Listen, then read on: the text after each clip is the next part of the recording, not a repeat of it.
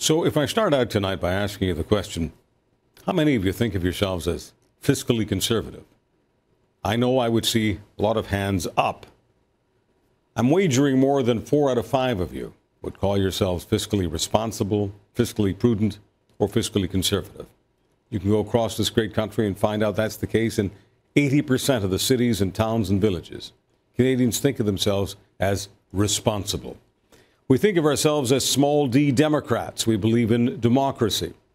So the question that perplexes so many of us, how do we manage to elect governments nationally, provincially, that don't behave in a fiscally responsible way? If they're representing us, why are they burning billions of bucks and racking up debt, which some say will never really be paid off? I mean, how does a democratic, fiscally responsible country elect so many fiscally irrational, irresponsible, and irretrievably profligate governments, spendthrifts?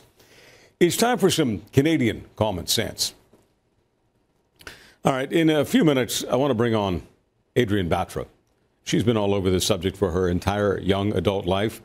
She used to be one of the key representatives of the Canadian Taxpayers Federation, a group dedicated to fiscally responsible government. Now she's the comment editor at the Toronto Sun. Her job different, philosophy same. And over the weekend, she was pointing out to her readers in print and online that the old buying votes with the taxpayers' bucks, that kind of politics, may become the Hail Mary move in this latest Ontario election campaign. Now this is a mini general election, a mini referendum on the Liberal government, because there are only 5 by-elections, but 5's a pretty good sample, and they're not all held in one region. And there's a good deal at stake for the government, now being led by a premier who was not the premier when the Liberals actually took power. Kathleen Wynne is now sitting in Dalton McGuinty's green-subsidized electric chair. I say that because so many billions of taxpayer dollars in Ontario are being fried in the name of a green future for Ontario. It's one of the reasons why fiscally responsible taxpayers don't get governments representing their fiscally responsible values. A so-called green strategy, while appearing to be rational on paper at first, while appearing to feel good to the emotions, it can spiral out of control and end up looking anything but rational on paper and feel like hell to taxpayers, paying twice as much as they used to for using roughly the same amount of hours and power. All roads to Ontario's economic train wreck lead to the decisions made by the Liberal government to do whatever it takes to get as much of Ontario powered by energy alternatives, meaning wind and solar. But there doesn't appear to be enough wind or enough sun to make this puppy grow into a dog. And when you look at the balance sheets of the province, which used to be a have province and is now a have-not province, well, there's just not enough cash to keep the scam, the green scam, going. They're tapped out. 2 years ago, the last time the Liberals were up for re-election, ridings in Mississauga and Oakville, these are vital territories for the survival of the tired Liberal government of Dalton McGuinty. Nobody wants great big electricity generating gas plants in their backyard. And so the government made a politically strategic decision to stop building them in those ridings, to cancel the completion, to move them. Ladies and gentlemen, moving a gas plant, it's not like moving your couch. It takes lots of time, lots of money. And the more time it takes, the more money it takes. And not everything you've paid for is movable. And so when you relocate, you have to rebuild so much from scratch. And when decisions are made by people who are only thinking about the politics, not the consequences for the taxpayer, millions go up in smoke. Would you believe 100 million? How about $600 million? Now, in my opinion, the people voting in 5 by-elections in Ontario next month have 600 million reasons to not vote Liberal. In my opinion, that party has earned a path to the penalty box for at least 2 terms. But as our guest will be telling us in just a few minutes, the politics of Liberal desperation will encourage them, if the polls tell them they're in trouble, encourage them to make more spending promises to appeal to voters in the ridings up for grabs next month. It'll be the same old game. Vote for me or I won't spend more of your money. In reality, the message is vote for me or I won't borrow even more money, with you being on the hook for 100% of the loan. Next month, Ontario voters will be able to demonstrate some character, putting their money where their mouths are. If they vote against the Liberals, they will punish fiscal recklessness. Punish it, as they should. But if they continue to vote for them, the voters will have nobody to blame but themselves. I mean, nobody is forcing them to vote blindfolded. We're counting on them to vote eyes wide open. That's Canadian common sense. They say voters get the government they deserve.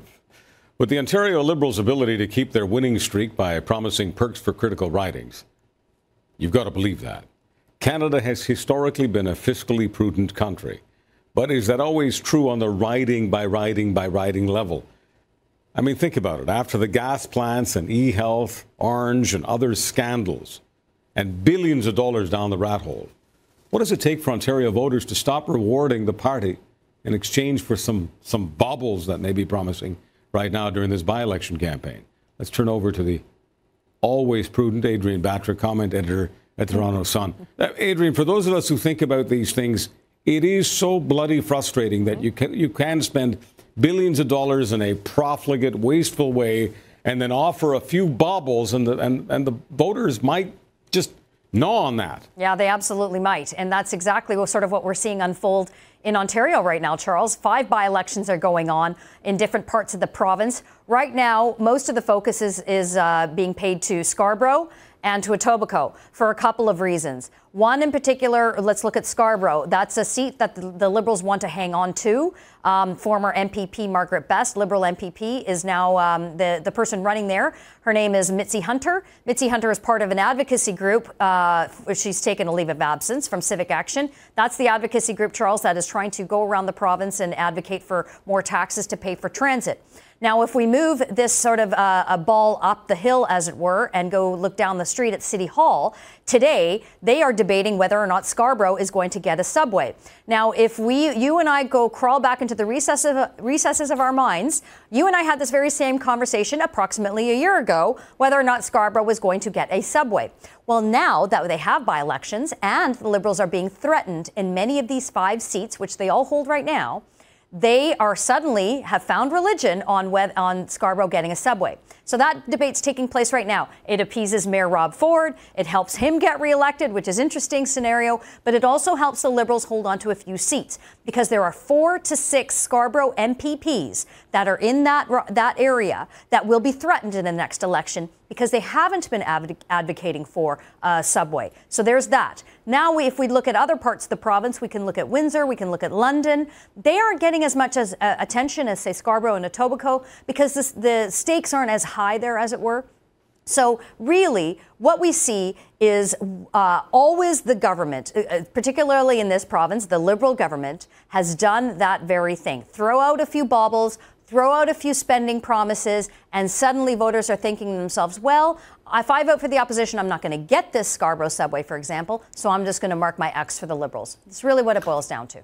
All right, so it doesn't matter whether we're talking about gas plants in Mississauga, nope. Oakville, a subway in Scarborough. There's some baubles I know they're promising up in Ottawa as well, and of course in Etobicoke. When they're competitive ridings and the incumbent government needs them, they're either in a very thin majority or a minority position.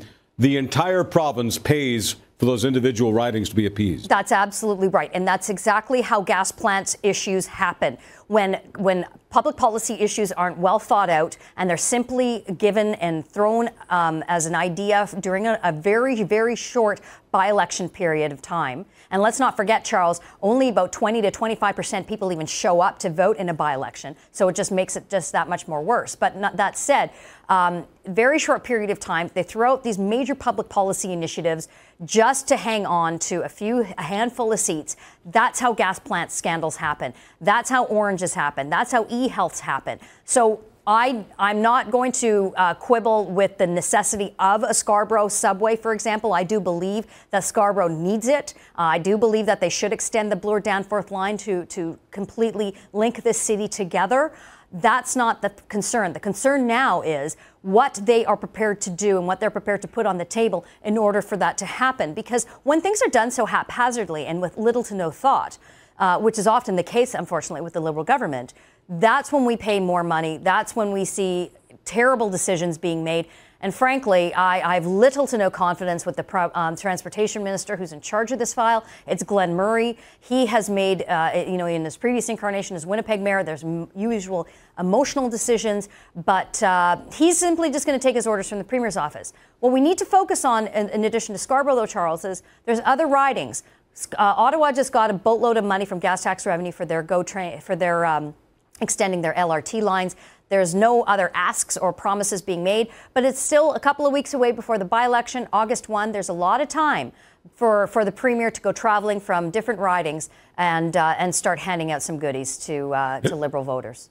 It was Mike Harris who used to say over and over and over again, it was like a mantra, there is only one voter. And that was so important on so many levels because voters think, hey, I can vote for this goodie. Some other part of the province or other people will pay for it, or the federal government will pay for it, or the corporations will pay for it. And then people are always buffaloed into the idea that you're not paying. So, excuse me, there is only one voter. Yeah. You are getting shafted. And this idea that you can only have a subway or you can only have this or that by increasing taxes, this is also some sort of false religion. It is. Nobody ever talks about putting the government on a diet. Nobody ever talks about making the necessary spending cuts, cutting out the lard so that people can have what they want and what they need. Well, and not only one voter, Charles, one taxpayer. And so that's the other way of looking at this, too. In Ontario, being in the financial situation that it is now, a lot of those dollars that will be going to pay for many of our social programs, enhancing our transportation, is coming from Alberta, is coming from Saskatchewan, is coming from BC, the more prosperous provinces. So thank you, Canadian taxpayers, for helping to pay for a subway or whatever the case may be at that time. But the reality is, if having a Scarborough subway, for example, was such a huge priority, public policy priority, and it's a big one, we're talking billions of dollars here, then all the government would have to do is what you're talking about. Look at the other side of the ledger. We're talking about that's a $128 billion budget. They need to just simply scale back 0.01% of that to allocate some revenue towards paying for it in the long term. Because even when we put forward big policy initiatives on transportation models, for example, we don't think about how we're going to keep and maintain the system in the long term. Right now, we have constant problems on the TTC in Toronto, signal problems that are 60 years old. We're going to shut down the system for 3 or 4 days at a time in October to fix those because governments are literally letting Rome burn while they're fiddling and doing nothing. And it's simply short-term solutions and long-term pain for taxpayers when next year, Charles, there might be a new government, new priorities, and suddenly no subway. Adrienne Batra, was there almost a blackout or a series of brownouts a few days ago because the weather turned a bit rugged, a bit floody in Ontario? Yeah, we had an incredible amount of rain in a very short period of time. I do give hats off to our emergency workers, our EMS and our fire. They did the best that they could in that time frame, and they deserve a lot of credit for that. But that said, it just also lends to the argument about aging infrastructure, aging systems. We couldn't handle what was coming. Again, I don't know if any system in the world would have been able to handle what we received in such a short period of time. But it speaks to so many people around the province, and they're wondering, there were, a couple 100,000 people 48 hours later after the flood happened in Toronto last week, Charles, still without power. And they had a lot of questions. And in considering what happened in this province, nearly a decade ago, those questions still remain unanswered. And, Ontario Hydro and Toronto Hydro need to answer those for their customers. Looks like a long, hot summer ahead for Ontario and elsewhere. That means big bills for air conditioning. Thank you so much, Adrienne. My pleasure. See you next week.